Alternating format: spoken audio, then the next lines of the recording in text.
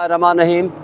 एक तो साइफ़र वाला मामला हम उम्मीद रखते हैं कि इंशाअल्लाह बहुत जल्द ये साइफ़र केस ख़त्म हो जाएगा और इमरान ख़ान में इसमें एक्विटल हो जाएगी। इसमें बज़ाहिर नज़र आ रहा है इंशाअल्लाह इसमें कोई दूसरी राय नहीं है। और दूसरी बात, आज जो सुप्रीम कोर्ट में केस था अदलिया के ऊपर जो दबाव है उसके बारे में भी हम बजा तौर पर ये समझते हैं कि कोर्ट की तारीख़ देर से हो गई है 29 तारीख, लेकिन हम ये समझते हैं कि बेहतर होता कि ये डे टू डे हेयरिंग करके इसको जल्दी इससे पहले ख़त्म किया जाता, क्योंकि ज़ाहिर है ये एक मैटर ऐसा है, बहुत इम्पॉर्टेंट इशू है। मगर जो इससे ज़्यादा इम्पॉर्टेंट है वो ये है कि आज सुप्रीम कोर्ट ने ये वाज़े कर दिया है कि आज जो बुनियादी इंसानी हुकूक़ की वायलेशन हो रही है ये बदतरीन किस्म की वायलेशन है। सुप्रीम कोर्ट इधर 9 मई के लोगों को ज़मानतें देती है और डिप्टी कमिश्नर उठ के उनको उठा करके जेल में डाल देता है। क्या डिप्टी कमिश्नर को ये अख्तियार हासिल है कि वो उठा करके सुप्रीम कोर्ट के फ़ैसले को नलीफाई कर दे और फ्रस्ट्रेट कर दे? ये तौहीन अदालत है। इस तरह उन्होंने सुप्रीम कोर्ट ने यह भी वाज़ेह किया कि कोई ये कहे कि हमें नहीं पता, हमारे आँख और कान बंद हैं, तो उन्होंने कहा कि ये बात दुरुस्त नहीं है। हमारे नॉलेज में है किस तरह बुनियादी इंसानी हुकूक़ की मअतली हो रही है, किस तरह जजेस के ऊपर प्रेशर और दबाव बढ़ाया जा रहा है, ये सारी बातें गलत हैं। उन्होंने कहा है कि हम इसके ऊपर इंस्टीट्यूशनल गाइडलाइन देंगे और इंशाअल्लाह ये भी एक फ़ैसला किया है कि फुल कोर्ट इसमें बैठेगी। ये बहुत अच्छी पॉजिटिव स्टेप है। हम उम्मीद रखते हैं कि अदलिया के ऊपर ये दबाव ख़त्म होगा। जब अदलिया के ऊपर अगर दबाव ना होता तो ना तो इमरान ख़ान जेल में जाता, ना हमारे फॉर्म 45 जिस बेहूदगी के साथ 47 के ज़रिए हमारी 2/3 मेजॉरिटी को ख़त्म किया गया और उन कठपुतलियों के ऊपर हमारे ऊपर मुसल्लत किया गया, ये भी हमें देखने को ना मिलता। सर, इस हवाले से मुल्क की तारीख में मेरे ख्याल से पहली दफ़ा इतनी मजबूत आवाज़ उठी है। आप क्या कहते हैं, ये केस का कोई नतीजा निकलेगा? इसलिए निकलेगा, हर चीज़ की एक हद होती है। इसका मैं मेनली क्रेडिट देता हूँ आप सोशल मीडिया वालों को।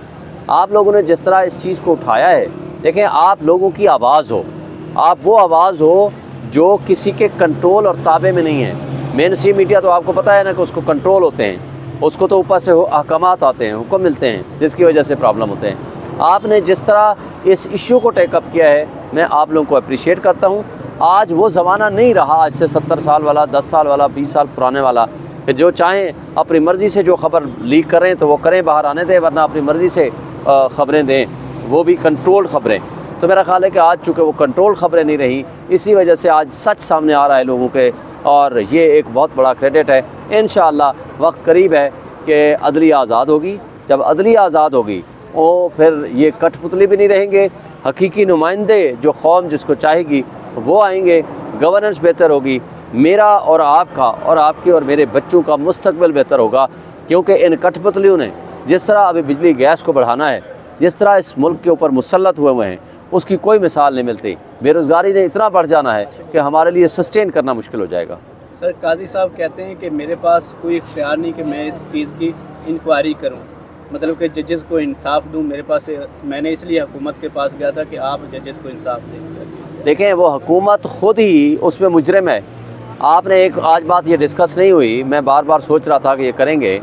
वो मुजरिम कठपुतले हुकूमत जो TOR बना रही है, उसके अंदर लिखा हुआ है कि ये इल्ज़ामात बेबुनियाद और गैर मुनासिब हैं और इनअप्रोप्रिएट हैं।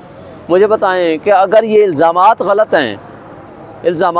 हैं तो फिर इंक्वायरी किस बात की कर रहे हो?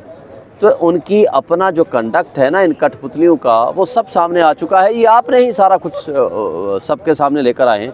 कौम इन सब को समझती है। सुप्रीम कोर्ट का अगर पावर नहीं है, मुझे बताएं, जुडिशल कमीशन माजी में जो बना था मेमो गेट का, किसने बनाया था? सुप्रीम कोर्ट ने बनाया। और किसने हेड किया था? काजी फाइसा साहब ने। और जो उससे पहले कमीशन एक उसके बाद बना था, कोयटा में जो वकला की शहादत हुई थी, उसको किसने हेड किया था? काजी फाइसा साहब ने। वो किसने बनाया था? सुप्रीम कोर्ट ने बनाया था। लिहाजा सुप्रीम कोर्ट अल्टीमेट कोर्ट है और कोर्ट का चूँकि मामला है, निज़ाम इंसाफ पे हमला हुआ है, तो ये फुल कोर्ट ही इन मसाइल का हल कर सकती है। सर, कल बुशरा बीबी का बयान सामने आया, उन्होंने कहा जी कि तहरीक इंसाफ की तरफ से ये बातें फैलाई जा रही हैं अंदर के लोगों की तरफ से कि वो एक अमरीकी एजेंट है। तो कौन है जो ये खबरें फैला रहा है? देखें, जो भी ऐसी हरकत कर रहा है वो घटिया हरकत कर रहा है, हम उसको सपोर्ट नहीं करते। बुशरा बीबी की बहुत कुर्बानियाँ हैं और आज देखें वो नाहक जेल काट रही है सिर्फ इसलिए कि वो इमरान ख़ान की बीवी है, एक पर्दादार ख़ातून है, उसका सियासत से कोई ताल्लुक़ नहीं है। उसके बावजूद उसके ऊपर जिस तरह उसको जहर देने की कोशिश की गई और जिस तरह उसकी जान लेने की कोशिश हो रही है या जिस तरह उसके ऊपर अटैक किए जा रहे हैं, ये इंतहाई गलत है। लेकिन PTI की क़यादत, PTI का वर्कर, PTI की लीडरशिप बुशरा बीबी के साथ खड़ी है और इमरान खान के साथ खड़े हैं। सर आप तो अभी काजी साहब से इंसाफ का तकाजा कर रहे हैं, लेकिन PTI के जो मीर रहनुमा हैं जैसे हामिद खान साहब हैं और भी 2-3 लोग, उन्होंने कहा है कि PTI को इस मामले में काजी साहब से कुछ मुतालबा करना ही नहीं चाहिए। नहीं, देखें, पहली बात तो ये है कि हम नहीं करते, ठीक है, क्या करें फिर? आप बता दें, हम इंसाफ लेने किसके पास जाएं? देखें, उनका जो कहने का मकसद था ना, वो ये हामिद खान साहब ये चाह रहे हैं कि इस वक्त इस पे जो वकला तंजीमें हैं वो उठ के मुकदमात करें।